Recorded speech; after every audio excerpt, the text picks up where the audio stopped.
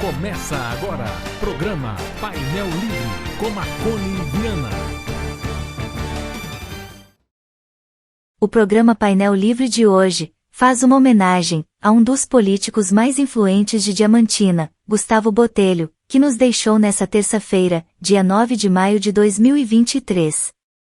Gustavinho, como sempre foi chamado, esteve presente em várias oportunidades na TV Vale, e hoje vamos reprisar algumas dessas passagens. Gustavinho, prazer recebê-lo mais uma vez aqui, seja bem-vindo, boa noite. Boa noite, muito obrigado. É um prazer também estar aqui presente na TV Vale para fazer os esclarecimentos que se fizerem necessários, inclusive receber questionamentos da população ou mesmo perguntas pertinentes à minha atuação e a esse episódio recente que estamos vivendo. Estou completamente à disposição. Pois é, Gustavo, a gente está vivendo um período, uma situação inédita em Diamantina na questão política e que eu acho que está mexendo com a vida de todo mundo, queira ou não queira. E claro que o senhor foi protagonista disso tudo mesmo, porque disputou a eleição. Como é que o senhor se sente depois de tudo isso que aconteceu? Eu me sinto tranquilo, porque eu tenho a consciência tranquila de que procedi dentro daquilo que a minha consciência ditava e acreditando na justiça. Gustavo, bom, muita gente diz que o senhor sabia que isso poderia acontecer e que foi até uma manobra. Como é que o senhor responde isso para a população? Bom, eu respondo da seguinte pergunta. Com relação ao termo que foi manobra, isso daí é veneno da oposição. Todos sabiam, sim, de que existia uma prestação de contas minha, referente a 2001, que havia sido proposta à Câmara pelo Tribunal de Contas do Estado que ela fosse rejeitada. E a Câmara entendeu que de acatar o parecer do Tribunal de Contas do Estado. Tudo bem. Quando da época das eleições, foram consultados diversos advogados, né? Inclusive advogados que defendiam partidos políticos nacionais. E todos eles informaram que não havia nada que impedisse a minha participação na campanha, porque o Tribunal Superior Eleitoral já havia julgados que não me impediam de ser candidato. Tanto é que após a impugnação em Diamantina, o meu processo foi enviado para Belo Horizonte, aonde o TRE, que é o Tribunal Regional Eleitoral, por 5 votos contra 1, me liberou para ser candidato. Então, eu fui candidato com o apoio do Tribunal Regional Eleitoral. Aqueles que acessam a internet para saber, veem lá. Na hora que acesso o meu nome, apto. Eu estava apto pelo Tribunal Regional Eleitoral a disputar a eleição. Houve um recurso contra a decisão do Tribunal Eleitoral para o TSE. E lá discutiu-se quem é que estava certo, se era o Tribunal Regional Eleitoral ou o TSE. O TSE não aceitou a decisão do TRE. Então não houve manobra alguma. Né? Até que ponto o grupo estava ciente? Você falou que está consciência, porque todo mundo sabia disso tudo. Sabiam. O grupo, o senhor chegou a abdicar da sua candidatura em algum momento durante a campanha, colocar à disposição, em virtude dessa possibilidade? Com certeza. Por 3 vezes eu comuniquei ao meu candidato a prefeito, Paulo Célio, de que minha candidatura estava disponível para ser trocada a hora que ele desejasse. Em cada decisão do tribunal, eu coloquei à disposição, nas 3, decisão de Diamantina, decisão do TRE e decisão do TSE. Em todas elas, ele não aceitou, porque as informações que nós tínhamos e os pareceres, todos eles não implicavam na minha inelegibilidade. Bom, o senhor se mostrou realmente imbatível na política em Diamantina, né? Foi muito claro nas urnas, venceu as urnas, onde o senhor sempre esteve ganhando. Como é que fica a política de Diamantina sem a sua participação como candidato agora? Não, eu não me posicionei, nem me posiciono como imbatível. Não, eu estou pegando resultados claros, de fatos. O senhor foi candidato a prefeito, foi reeleito e trouxe agora, né, uma candidatura em que enfrentou o governo e estava lá e venceu as eleições, né, nas urnas. Eu não trouxe uma candidatura. Eu apoiei um candidato que tem prestígio na cidade, que tem vontade de ser prefeito de Diamantina para ajudar Diamantina a continuar um desenvolvimento que o doutor João Antunes começou e que nós continuamos. Mas ele não abriu mão nem sabendo dos riscos do seu nome. Mas ele não abriu mão e eu o coloquei à minha disposição, é porque nós fizemos uma parceria em benefício de Diamantina.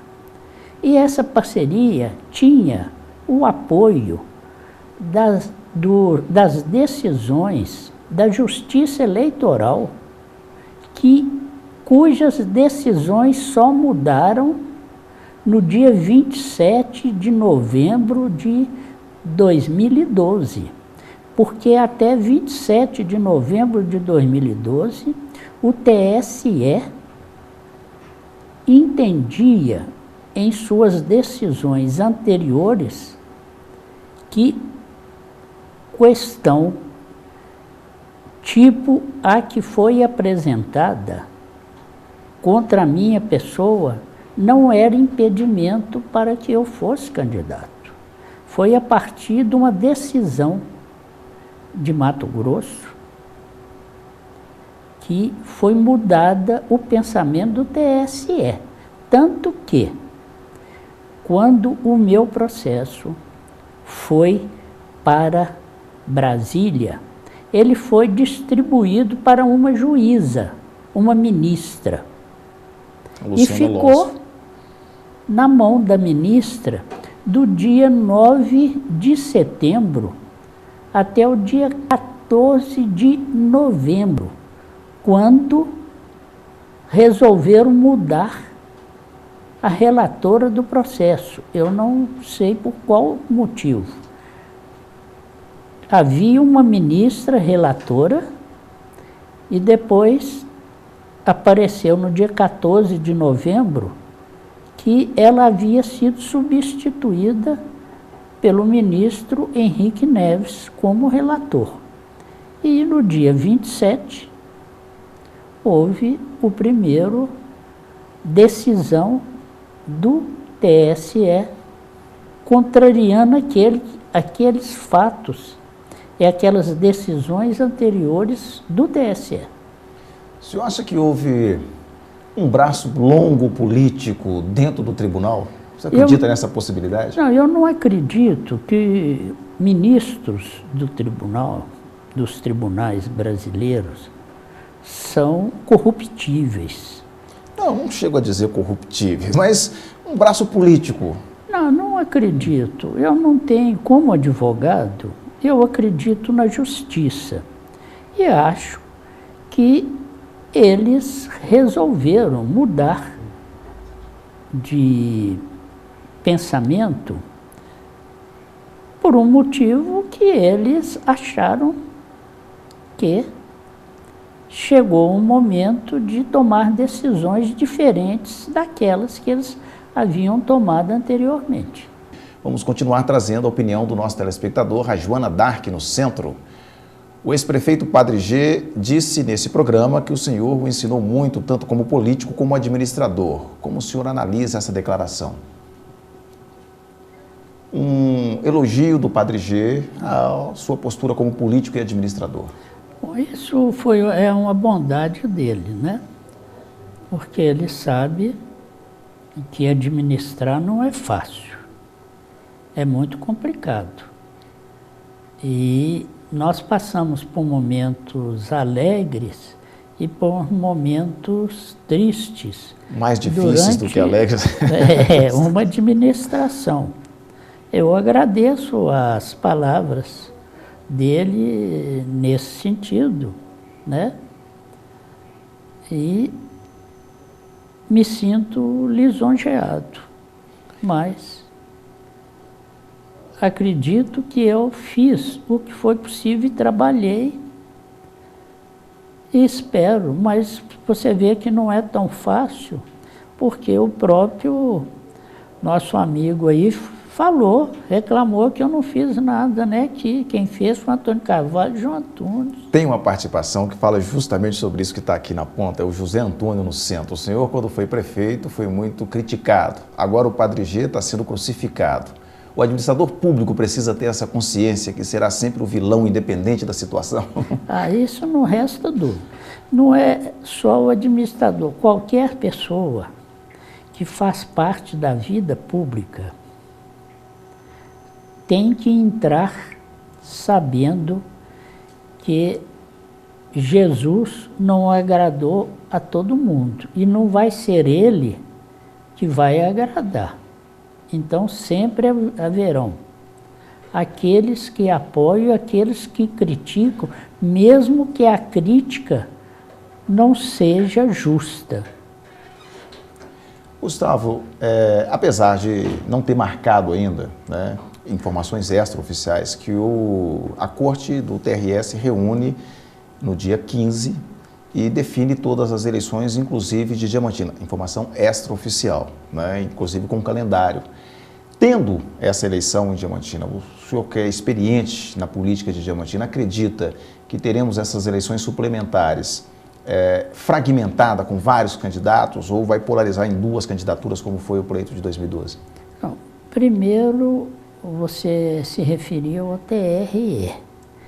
Nosso problema está no TSE e no Supremo Tribunal Federal. Eu estou colocando uma situação hipotética. Vamos supor que tenhamos uma eleição suplementar, né, como se especula, né, vamos colocar dessa forma.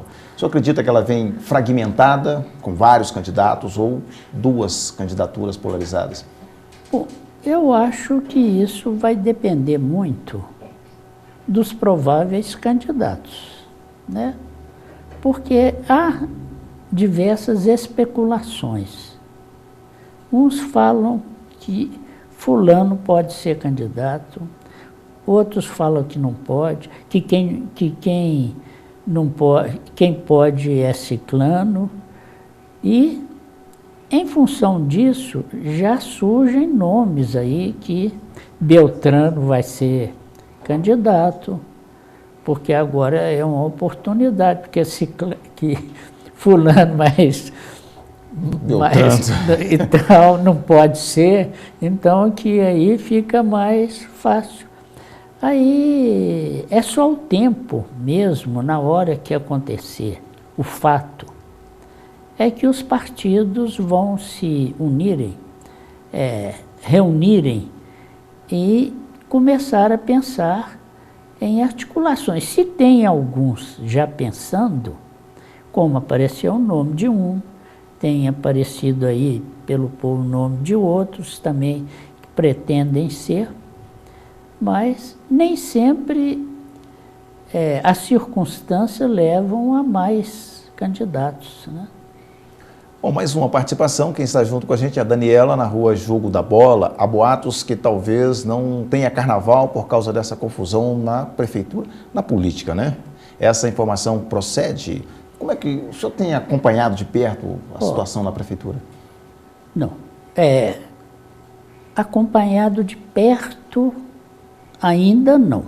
Mas acompanhado. Pretendo dar a minha contribuição quando solicitado. Solicitando. Hoje tive uma primeira reunião, conversa com o prefeito atual. Maurício Maia. O presidente, o Maurício Maia. E fiquei satisfeito com as propostas dele, que uma das coisas é que ele está muito preocupado com o pagamento do salário dos operários, que não sei por qual motivo não foram pagos salários de dezembro. Quando me informaram, porque eu não tive oportunidade de assistir, que o ex-prefeito falou que deixou dinheiro para pagar e lá na prefeitura eles falam que não tem dinheiro, porque se tivesse o dinheiro ele devia ter pago, você não acha? Segundo a fala dele aqui no programa, na segunda-feira, deveria ser pago até o dia 10 com Fundo de Participação de Municípios. Fala do Padre G, né? Mas o Fundo de Participação dos Municípios é o dinheiro da nova administração. Não é o dinheiro, ele vem no dia 10 de cada mês, né? Foi exatamente o que ele disse. Já faz parte da outra administração. Bom, se o senhor tivesse numa situação que está Maurício Maia hoje, né, pegando uma situação dessa, um pepino desse tamanho, levando em consideração a inexperiência, né, do presidente da Câmara, que não tem essa experiência como gestor de uma prefeitura, como que o senhor agiria? Como eu agiria? Com muita cautela, para poder adequar a prefeitura às necessidades do pagamento dos funcionários. Primeiramente, regularizar a situação dos funcionários. Não é fácil, porque, segundo me falaram, a folha de pagamento é muito grande. E o atual prefeito deve estar na seguinte situação. Ele, daqui a 20 dias, ele tem uma folha de pagamento para pagar. E com uma atrasada. Como é que ele vai fazer?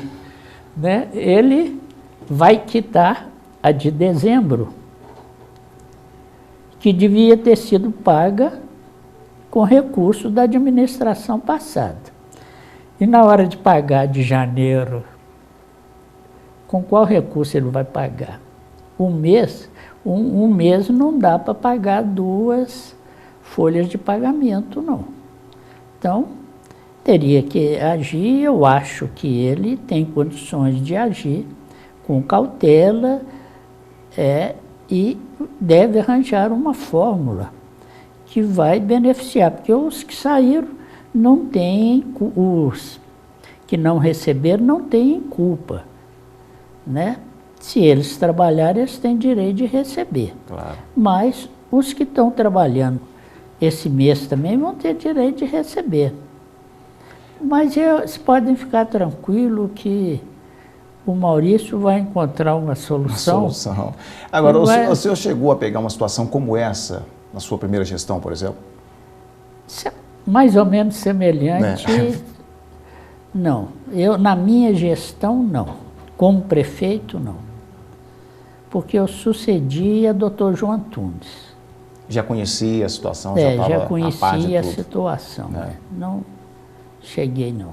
Mas mesmo quando estava como secretário de governo à frente, já chegou na situação algumas dessa? Situações não tão complicadas, mas assim, porque antes não havia a lei de responsabilidade fiscal. Então os prefeitos eram livres para gastar sem obrigação de não deixar dívidas. O problema é que com a lei de responsabilidade fiscal, o prefeito não pode deixar dívida na hora que ele vai passar a administração para outro. E, mais uma vez, muito obrigado por disponibilizar o seu tempo e vir aqui trazer os esclarecimentos. Muito obrigado. Eu que agradeço a oportunidade de aqui estar, fazer os esclarecimentos e também parabenizar a TV Vale, esse programa que ele tem nesse horário de 8 horas, que é muito bom e instrutivo para a população. Desejo a vocês da TV Vale e a toda a população de Diamantina um 2013 com muita paz, saúde, progresso.